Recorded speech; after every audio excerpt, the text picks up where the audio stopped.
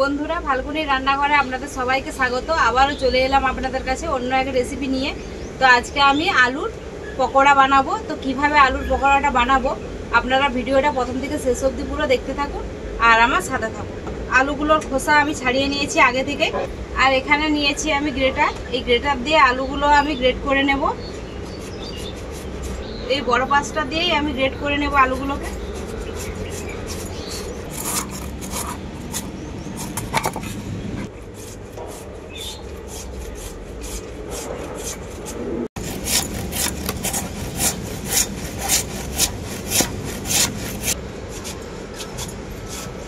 আলুগুলোকে আমি সবই গ্রেট করে নিলাম। আলু খোসা ছাড়ানোর পর আলুটা ধুয়ে নিয়েছিলাম, কিন্তু এখন আবারও খুব ভালো করে পরিষ্কার করে ধুয়ে নেব।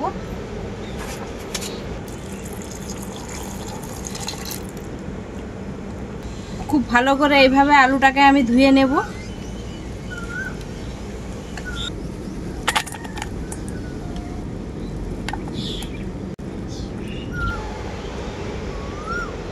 আলুর জলটা কিন্তু আমি এভাবে নিজেরাই তুলে নিচ্ছি।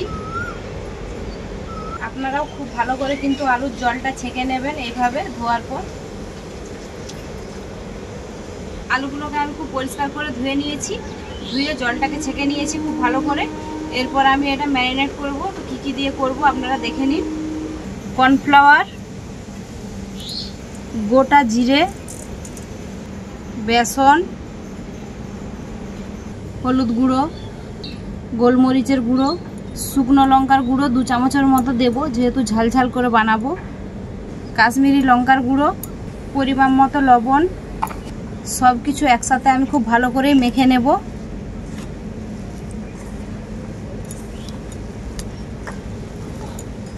এখানে অল্প জল লাগবে, তাই অল্প করে জল দেব হাতে করে, খুব বেশি জল দেব না। এইভাবে জলটা দেব অল্প করে।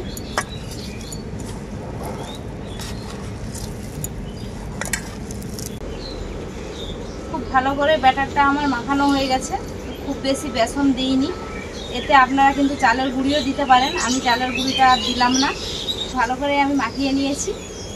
উনুনটাও আমি ধরিয়ে দিয়েছি, কড়াইটা বসিয়ে দেব উনুনে। কড়াইয়ের মধ্যে দিয়ে দেব সাদা তেল।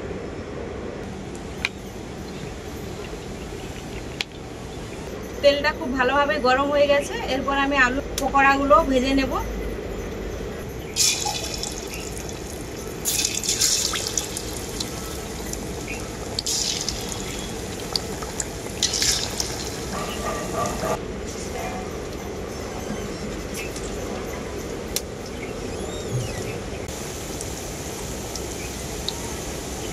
পকোড়াগুলো এক পাশটা ভাজা হয়ে গেছে, আর এক পাশটা পাল্টে নেব।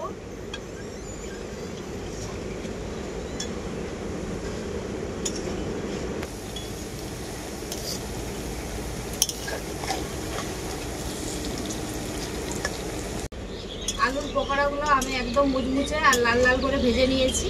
তো এখন আমি তুলে নেব। তো আমি বাড়ি থেকে ছানটাটা আনিনি, তাই খুন্তিতে করে তুলে নিচ্ছি। আপনারা ছানটাতে করে ভেজে নেবেন।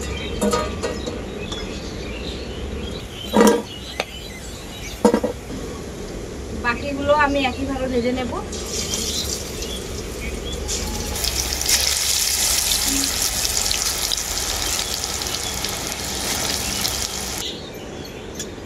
পকোড়াগুলো এত সুন্দর দেখতে লাগছে আর এত সুন্দর মুচমুচে হয়েছে, কি বলবো বন্ধুরা, এখনই দেখেই যেন জিভে জল চলে এসছে।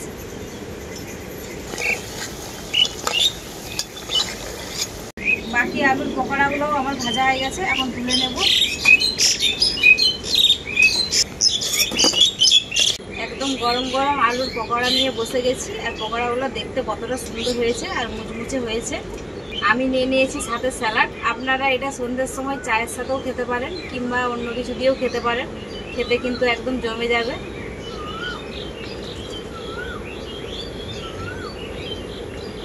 দারুণই মুচমুচে হয়েছে বন্ধুরা, আর খেতে কিন্তু খুবই টেস্টি লাগছে।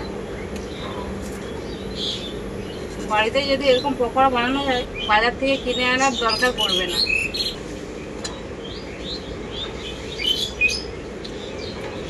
সালাডের সাথে এত সুন্দর লাগছে, কি বলবো বন্ধু। তো বন্ধুরা, পকোড়াটা কিভাবে বানালাম আপনারা তো দেখলেনই। একদমই সহজ এইভাবে বানালে, আর খেতে কিন্তু দারুণই টেস্টি হয়।